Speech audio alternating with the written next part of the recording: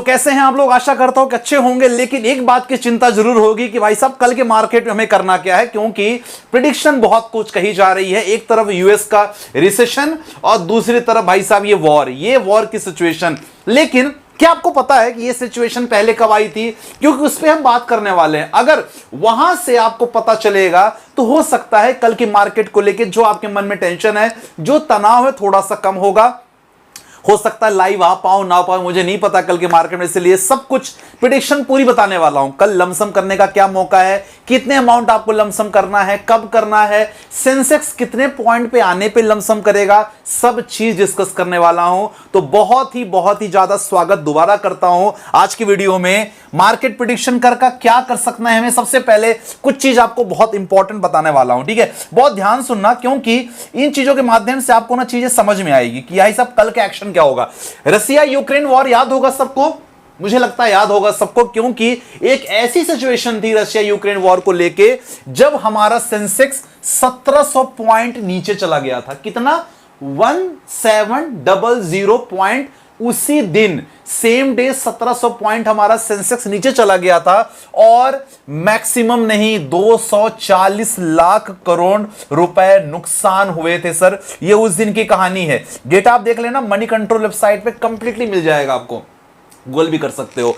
अब Russia Ukraine war एक ऐसी सिचुएशन जो अभी भी चल रही है, ऐसी बात नहीं कि नहीं चल रही है, लेकिन उस समय इंपैक्ट बहुत ज्यादा मिला और उसके कारण 1700 पॉइंट सेंसेक्स नीचे गया, लॉस 240। अब इसकी बात करते हैं 18 फरवरी 2022-2024। याद करो ये डेट, 18 फरवरी 2022 से 24 फरवरी 2022। देखो ये बहुत, पता है, दोनों कनेक्टेड है, इसलिए मैं आपको ना ये कहानी सुना रहा हूं और इसके माध्यम से आपको बहुत कुछ पता चलने वाला है। अब देखो 18 जो अपना फरवरी है, उसके बाद आप देखो लगभग मार्केट की कंडीशन आप देख सकते हो। लगभग मार्केट कंडीशन यहां पास थी 27 पॉइंट, लगभग 2156 पॉइंट।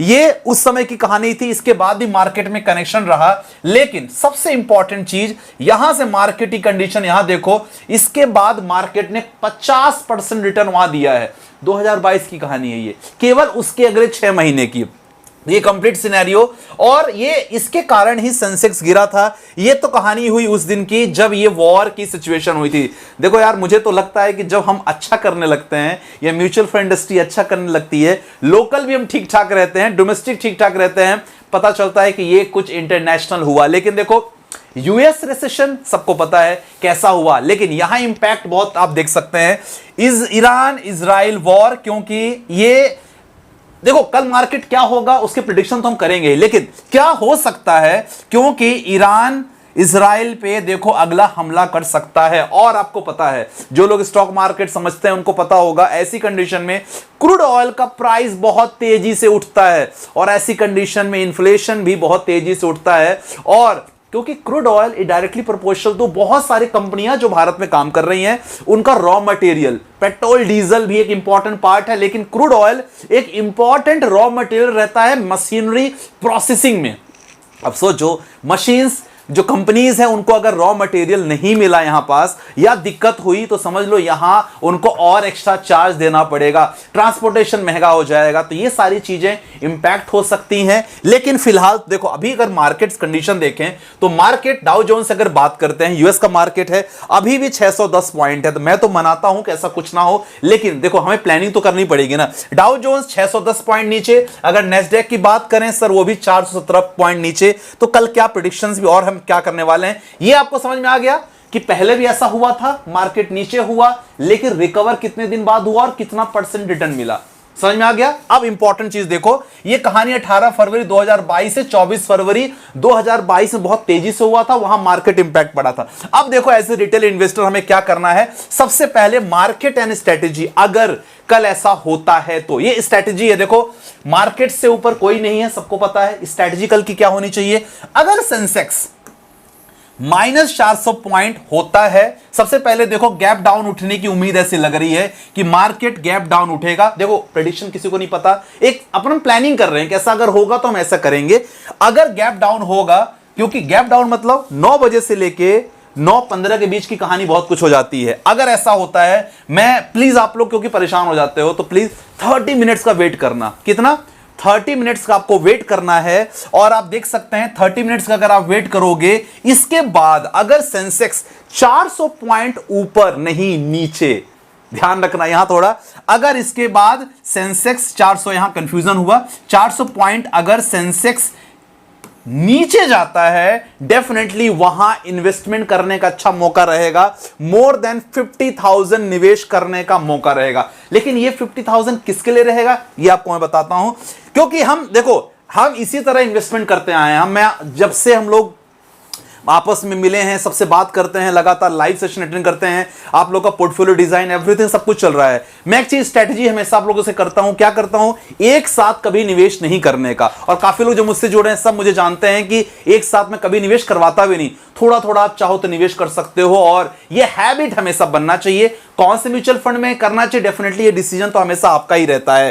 देखो, लमसम इन्वेस्टमेंट 12:30 से पहले करोगे तो टारगेट सेम डे की एनएवी आपको मिलेगी, कोशिश करना, ठीक है ना। और जिनका पोर्टफोलियो मैंने ऑलरेडी बना रखा है, ध्यान रखना, अगर आपका टारगेट 5 लाख का है, ध्यान रखना, काफी लोग का पोर्टफोलियो मैंने बनाया है, तो आपकी क्या स्ट्रेटजी रहेगी, सर अगर 4 से 5 लाख का है तो मैं आपको यही कह सकता हूं कि आप चाहो तो यहां 1 लाख तक का इन्वेस्टमेंट यहां कर सकते हो, क्योंकि अगर सेंसेक्स 400 पॉइंट नीचे गिरता है तो बाकी अगर कुछ रहेगा, डेफिनेटली मैं लाइव में आऊं आपके साथ। लेकिन यहां अगर 1 लाख का आपका इन्वेस्टमेंट करना है तो ध्यान रखना, किसी एक फंड में नहीं करना है, कोशिश करो अपनी इन्वेस्टमेंट को थोड़ा डिवाइड करने का। क्या मैं हमेशा कहता हूं, क्योंकि हर सेक्टर में आपका पैसा जाना चाहिए, हर रेशियो में जाना चाहिए। तो आप अगर 1 लाख का प्लान कर रहे हो तो आपका जो पोर्टफोलियो मैंने बना के दिया है, डेफिनेटली उसको 4 हिस्सों में डिवाइड करना। कितना हिस्से, 25-25%। और अगर आपका टारगेट 5 लाख से ऊपर है तो कल अगर ऐसा होता है तो 1 लाख निवेश करने का बहुत अच्छा मौका रहेगा। अगर 2 से 3 लाख, अगर आपके पास मैंने पोर्टफोलियो आपको बनाया है और आपका टारगेट 2 से 3 लाख का लमसम करने का है, सर 50 to 60,000 हमेशा कर सकते हो। ये मैं क्यों बोल रहा हूं, क्योंकि यही क्वेश्चन कल आप लोग लगातार फिर फट फोन लगातार आएंगे, मैसेज करोगे कितना करूं कितना ना करो। तो साहब इस चीज के लिए इंपॉर्टेंट फैक्टर है, 50 to 60,000 कर सकते हो, गोल्डन मौका रहेगा। अगर 400 पॉइंट अगर गैप डाउन के साथ मार्केट उठता है तो, और अगर सेंसेक्स डाउन होगा तो ठीक है, अगर नहीं होगा तो कल स्टैंड बाई पोजीशन पे रहना है। कोई फ्रेश इन्वेस्टमेंट करने का यहां मैं सलाह राय नहीं देना चाहूंगा। अगर आपका देखो, अगर आपकी प्लानिंग 1 लाख का है और आपने मुझसे पोर्टफोलियो जो बनवाया है, तो हो सकता है आपने बोला सर 1 लाख के लिए कोई अच्छा सा लमसम बता दो, हो सकता है आपको मैंने दिया होगा। तो उसमें क्या करना होगा, अगर आपका 1 लाख का है, मैं कहूंगा सर ज्यादा नहीं, 20 to 30,000 आपको इन्वेस्ट करना, इससे ज्यादा आपको इन्वेस्टमेंट करने की जरूरत नहीं है। बाकी जो फंड्स हैं उस फंड को कोशिश करना 2 से 3 हिस्सों में डिवाइड कर सकते हो, क्योंकि बहुत अच्छा मौका मिलने वाला है कल के लिए, ठीक है। तो इंपॉर्टेंट है, ये चीज तो समझ में आ गया कि भाई साहब क्या करना है। अब क्या नहीं करना है, बहुत इंपॉर्टेंट है ये जानना कि कल के मार्केट में कौन सी गलती नहीं करना है। देखो, ये हो सकता है कि आप लोग करो ना करो, ये कोई मैं सुझाव नहीं है, ये मैं हूं, मेरा पर्सनल ओपिनियन है कि मैं क्या नहीं करूंगा। अगर मैं हूं, क्योंकि देखो ये मैंने लिखा है, इट्स माय ओपिनियन, कोई सजेशन आपके लिए नहीं है, लेकिन अगर मैं करूंगा तो बाकी आप क्या है, कैसे करना है समझ लेना।